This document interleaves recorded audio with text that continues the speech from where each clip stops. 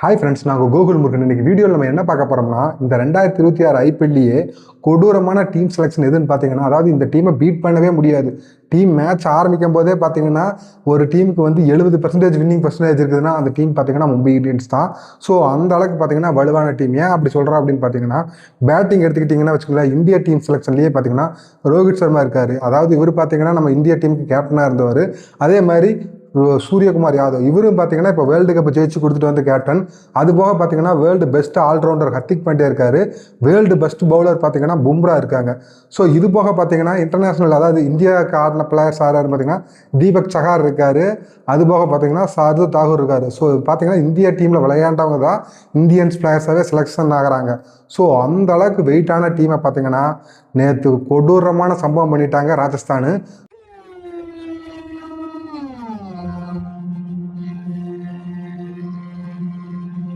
எப்பயுமே Mumbai Indians fans எல்லாம் எப்பயுமே சொல்லுவானுங்க, மும்பை இந்தியன்ஸ் வந்து ஒரு கடப்பாறை டீம்.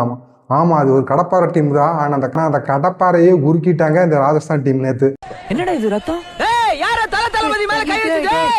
ஸோ என்ன இப்போ நடந்துச்சு அப்படிங்கிறத பற்றி பார்க்கலாம். அதாவது டாஸ் வின் பண்ண மும்பை பார்த்தீங்கன்னா ஃபஸ்ட்டு பவுலிங் போடுற அப்படின்னு சொல்லி பவுலிங் சூஸ் பண்ணாங்க.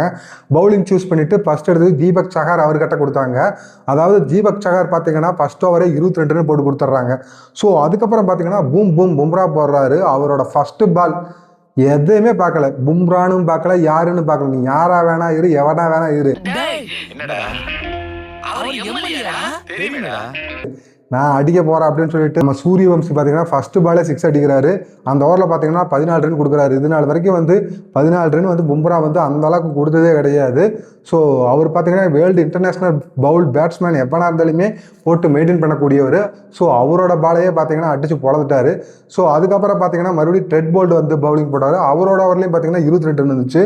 ஸோ அதுக்கப்புறம் பார்த்தீங்கன்னா டீம் கேப்டன் ஹர்திக் பாண்டியா வந்து அந்த ஓவரில் வந்து 4 ரன் கொடுத்து ஒரு கண்டெய்னான ஓவராக போட்டார். ஸோ பார்த்தீங்கன்னா ஆரம்பத்திலே வந்து ஸ்கோர் வந்து பீக் லெவலில் போயிட்டு இருந்துச்சு.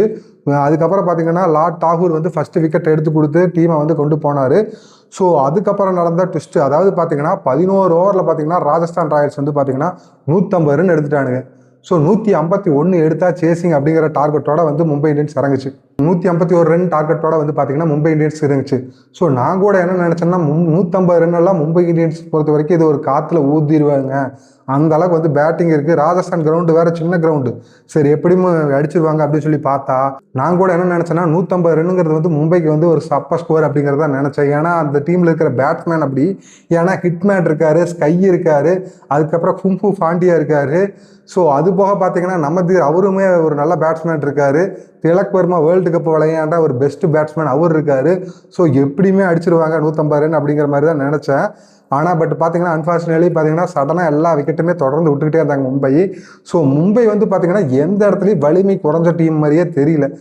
ஏன்னா அந்த டீமில் வந்து பார்த்தீங்கன்னா ஃபாரின் பிளேயர்ஸாக இருக்கட்டும், இந்தியன் பிளேயர்ஸாக இருக்கட்டும், எல்லாமே கரெக்டாக செலக்ஷன் பண்ண ஒரு டீமு. இந்த டீமை வந்து எப்படி அடிக்க முடியும் அப்படிங்கிறத தான் நான் நினச்சேன். ஆனால் பார்த்தீங்கன்னா நேற்று மழையவே சாய்ச்சிட்டாங்க. அந்த அளவுக்கு வந்து பார்த்தீங்கன்னா பவுலிங் வந்து பயங்கரமாக போட்டாங்க.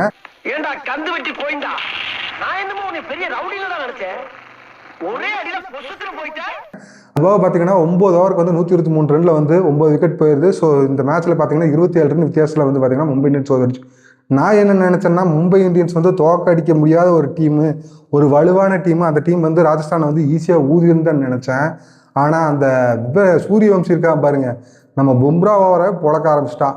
ஸோ இந்த சூரியவம்சி வந்து எல்லாருமே கம்மியாக இது பண்ணுவாங்க. அதாவது இந்த சிஎஸ்கே மேட்ச் நடக்கும்போதெல்லாம் சொல்லுவாங்க, ஒரு சிலர்லாம் சொல்லுவாங்க சூரியவம்சி கூட ஒரு நாள் அவுட் எடுக்க முடியாதா அப்படின்னு சொல்லி கலாய்ப்பானுங்க. வயசுக்கும் பேட்டிங் ஸ்கில்லுக்கும் வந்து சம்மந்தமே கிடையாது. அந்த பையன்கிட்ட பயங்கரமான ஸ்கில் இருக்குது. அதனால தான் வந்து பார்த்தீங்கன்னா நேற்று பும்ரா ஓவரே 2 6 பொழந்து விட்டா. ஸோ இன்னும் கொஞ்சம் நேரம் நின்றுருந்தான்னா அவன் அடிச்ச அடிக்கு 200 ரன்னே போயிருந்துருக்கும். மும்பை இந்தியன்ஸ் அவ்வளோதான் அப்படிங்கிற மாதிரி ஆகிப்போச்சு. ஆனால் நேற்று பார்த்தீங்கன்னா ரவி பிஷ்னாயி, அது பாபாவை பார்த்தீங்கன்னா சந்தீப் சர்மா, ஜோபர் ஆர்ச்சர், இவங்க எல்லாருமே பார்த்தீங்கன்னா பெஸ்ட் பவுலிங் கொடுத்து எப்படியோ ஒரு வழியாக கண்டெயின் பண்ணி மேட்சை வந்து வின்னிங்க்கு எடுத்துகிட்டு போயிட்டாங்க. மும்பை இந்தியன்ஸில் வந்து டீம் செலெக்ஷனில் வந்து எந்த தப்புமே கிடையாது. ஸோ கொஞ்சம் ஒரு சில பிளேயர்ஸ் வந்து ஃபார்ம் அவுட் மாதிரி ஆடுறாங்க. ஸோ அது மட்டும்தான் மும்பை இந்தியன்ஸில் வந்து இப்போதைக்கு ப்ராப்ளமாக இருக்குது. ஸோ நான் கூட என்னமோ நினச்சேன்டா அப்படிங்கிற மாதிரி தான் இருந்துச்சு. இந்த வீடியோ உங்களுக்கு பிடிச்சிருச்சுன்னா லைக் பண்ணுங்கள், கமெண்ட் பண்ணுங்கள், ஷேர் பண்ணுங்கள், மறக்காமல் சப்ஸ்கிரைப் பண்ணுங்கள். Thank you friends.